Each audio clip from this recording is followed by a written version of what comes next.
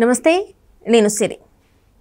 చాలామంది తిరుమల తిరుపతి దేవస్థానానికి వెళ్ళి అక్కడ దర్శించుకొని చాలా పవిత్రంగా ఫీల్ అవుతూ ఉంటారు. చాలా రకంగా కూడా మొక్కులు చెల్లించుకోవడానికి చాలా వరకు అక్కడ గంటలు లైన్లో ఉండి కూడా దర్శనం చేసుకుంటారు. కొంతమంది ఇప్పుడు చూస్తున్నట్టయితే లడ్డు టాపిక్ కూడా మనం చూసాము. లడ్డు కల్తీ విషయంలో కూడా చాలా వరకు అందరూ ఆందోళన చెందుతున్నారు. అయితే ఇదే క్రమంలో ఒక జంట మాత్రం అక్కడికి వెళ్ళి చాలా హ్యాపీగా ఫోటోషూట్లు అండ్ కెమెరా ముందుకు వచ్చి వాళ్ళ రిలేషన్షిప్ గురించి మాట్లాడడం, ఇదంతా చూస్తుంటే అసలు ఏం జరుగుతుంది తిరుమలలో, అసలు అక్కడ ఇలాంటి కార్యక్రమాలు జరుగుతున్నాయి అనేవి కూడా కొంచెం ఆందోళన చెందాల్సిన పరిస్థితి. సో దీనికి సంబంధించి మనకి తెలియజేయడానికి మనతో పాటు ఉన్నారు ప్రముఖ senior journalist, political analyst CS Rao గారు. నమస్కారం సార్. నమస్తే సార్.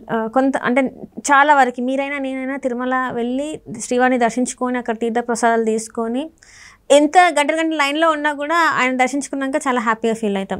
అదొక పద్ధతి. అండ్ ఇప్పుడు చూస్తుంటే లడ్డు కల్తీ విషయం అందరూ ఆందోళన చెందుతున్న విషయం. కానీ ఇదంతా కూడా పక్కన పెడితే ఒక కపుల్ మాత్రం చాలా హ్యాపీగా తిరుమల తిరుపతి దేవస్థానానికి అక్కడికి వెళ్ళి అంటే అక్కడ ఫోటోషూట్లు చేసుకుంటూ అండ్ అక్కడ వాళ్ళ పర్సనల్ విషయాల గురించి మాట్లాడుతూ అసలు తిరుమలలో ఏం జరుగుతుందన్న ఒక సందేహం అందరిలో వ్యక్తం అవుతుంది. అసలు ఏం జరుగుతుంది సార్ నిజంగా తిరుమలలో అక్కడ? అసలు కపుల్ కాదు, అడల్టరీ అని చెప్పింది. అడల్టరీ కదా గతంలో. సో కపుల్ అంటే కొత్తగా ఏదన్నా పెళ్లి చేసుకోబోయే వాళ్ళు ఏదో పెళ్లి చేసుకున్నటువంటి వాళ్ళు వస్తుంటారు తిరుమలకి. కానీ వాళ్ళు కపుల్ అని ఎట్లా అంటారు? అడల్టరీ అని కొత్తగా చెప్పారు కదా వాళ్ళు చెప్పిన వాడేది అడల్టరీ. సరే, అలాంటి వాళ్ళు సంబంధించి గత నెల రోజులు పైగా రకరకాలుగా సోషల్ మీడియాలో తిరుగుతుంది కదా వాళ్ళిద్దరికి సంబంధించినటువంటి డిస్ప్యూట్స్.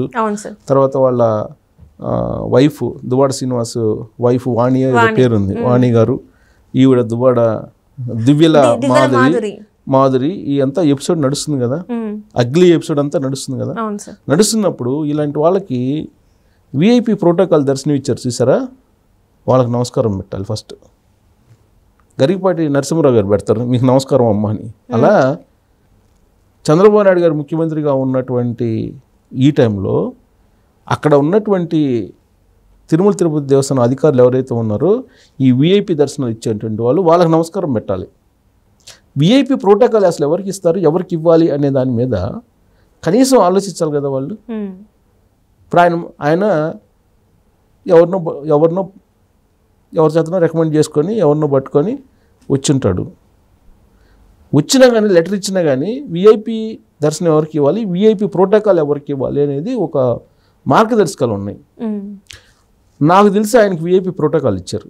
ఎందుకంటే ఆయన షాల్వా కప్పుకున్నారు. ప్రోటోకాల్ దర్శనం వాళ్ళకి షాల్వా కప్పి అక్కడ కొంచెం ఈ స్వామివారి పట్టు వస్త్రం ఉంటుంది కట్టుకున్నది, ఆ పట్టు వస్త్రాన్ని తలకు చూడతారు, దాని ప్లస్ ఆశీర్వచనం ఇస్తారు, వేద పండితులు ఆశీర్వచనం అవన్నీ ఇస్తుంటారు విఐపి ప్రోటోకాల్. ఇప్పుడు ఆయన షాల్వా కప్పారంటే ఖచ్చితంగా విఐపి ప్రోటోకాల్ దర్శనం ఇచ్చుంటారు. విఐపి ప్రోటోకాల్ దర్శనం ఎవరితోటి పోయి చేసుకున్నారు?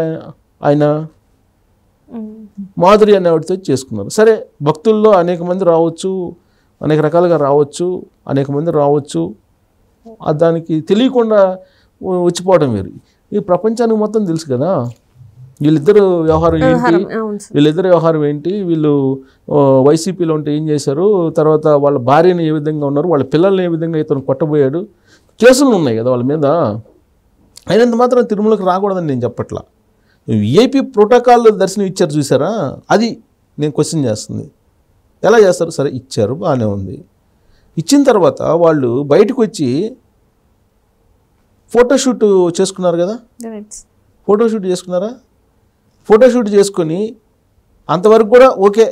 తిరుమలకి వెళ్ళినట్టు ఫోటోలు తీసుకుంటారు ఎవరు పడితే వాళ్ళలో వీళ్ళు కూడా ఒకళ్ళు అనుకుందాం. ఈవిడ మీడియాతో మాట్లాడారు కదా, ఎవరు మాధురి గారు మీడియాతో మాట్లాడారు కదా. మీడియాతో మాట్లాడి ఎక్కడ మాట్లాడారు? వెనక బ్యాక్గ్రౌండ్ ఏముంది? తిరుమల తిరుపతి దేవస్థానం గోపురం ఉంది, ప్రధాన ద్వారం ఉంది. ప్రధాన ద్వారం ఉంటే దర్శనం చేసుకోగానే వచ్చి ఆ మీడియా పాయింట్ అక్కడ పెడితే అక్కడ మాట్లాడుతున్నారు వీళ్ళు. ఏం మాట్లాడారు? వాళ్ళు మాట్లాడిన మాటలు ఏంటి? ఒకసారి ప్లే చేయి, మీ దగ్గర ఉన్నట్టుంది వీడియో.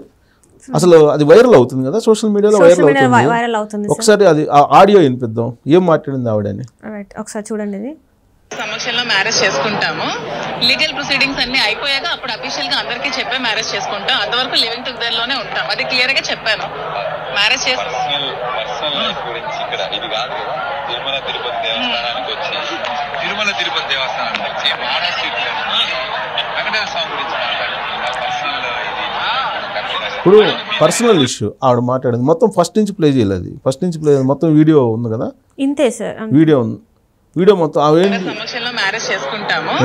లీగల్ ప్రొసీడింగ్స్ అన్ని అయిపోయాక అప్పుడు అఫీషియల్ గా అందరికీ చెప్పే మ్యారేజ్ చేసుకుంటాం. అంతవరకు లివింగ్ టుగెదర్ లోనే ఉంటాం. అది క్లియర్ గా చెప్పాను.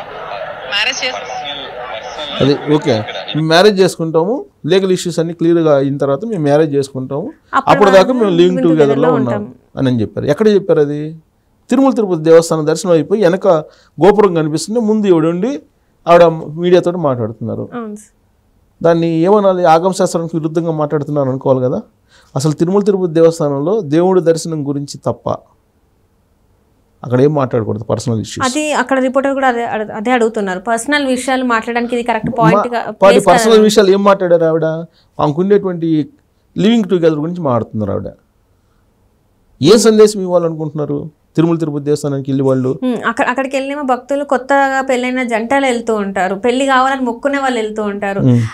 అట్లాంటి పవిత్రమైన ప్లేస్ ని వీళ్ళు ఇట్లా చేయడం ఎంతవరకు కరెక్ట్ అంటారు సార్? కరెక్ట్ కాదు కాబట్టి బ్రాహ్మణ చైతన్య వేదిక ఇమీడియట్ రియాక్ట్ అయింది. ఇప్పుడు తాజాగా బ్రాహ్మణ చైతన్య వేదిక రియాక్ట్ అయ్యి ఒక డిమాండ్ చేస్తుంది, తిరుమలలో మీడియా పాయింట్ ఏదైతే ఉందో అది గోపురానికి ఎదురుగా మీడియా పాయింట్ పెట్టద్దు, దర్శనం చేసుకున్న తర్వాత వీళ్ళు వచ్చి మాట్లాడుతున్నారు, ఇలాంటి వాళ్ళు వచ్చి మాట్లాడుతున్నారు, అంతకుముందు కూడా రాజకీయ నాయకులు వచ్చి రాజకీయాలు మాట్లాడారు, కాబట్టి అసలు మీడియా పాయింట్ని ఎత్తేయాలి, అక్కడ మీడియాని నిషేధించాలి, అక్కడ మీడియా పాయింట్ తీసేయాలి, తొలగించాలని చెప్పి ఒక డిమాండ్ చేస్తున్నారు బ్రాహ్మణ చైతన్య వేదిక వాళ్ళు.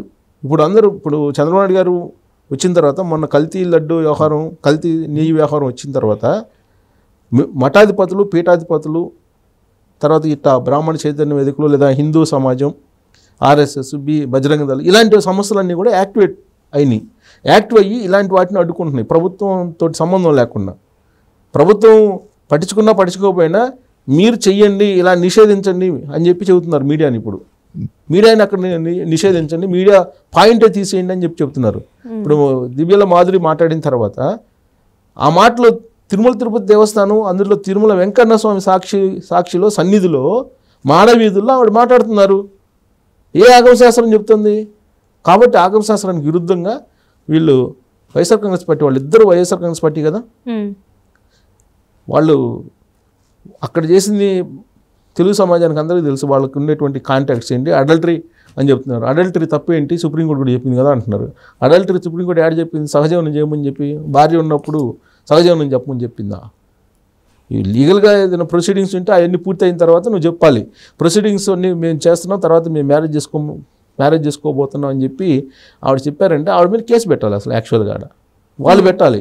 ఎవరు? తిరుమల తిరుపతి దేవస్థానానికి సంబంధించినటువంటి వాళ్ళు ప్రోటోకాల్ ఎవరు ఇచ్చారో, ప్రోటోకాల్ ఇచ్చిన వాళ్ళు కేసు పెట్టాలి వాళ్ళ మీద. తిరుమల తిరుపతి దేవస్థానం ప్రోటోకాల్ ఇవ్వడమే తప్పు వాళ్ళకి. పెట్టకపోతే ఇప్పుడు బ్రాహ్మణ చైతన్య వేదిక లాంటి వాళ్ళు ఖచ్చితంగా ఈ ప్రోటోకాల్ దర్శనాల మీద ఇట్లాంటి వాళ్ళకి ఇచ్చిన దాని మీద ఖచ్చితంగా రేపు రాబోయే రోజుల్లో ప్రశ్నించి నిలదీసేటువంటి పరిస్థితి కూడా వస్తుంది. సో కాబట్టి ఇప్పుడు కేసు పెట్టాలి వాళ్ళ మీద.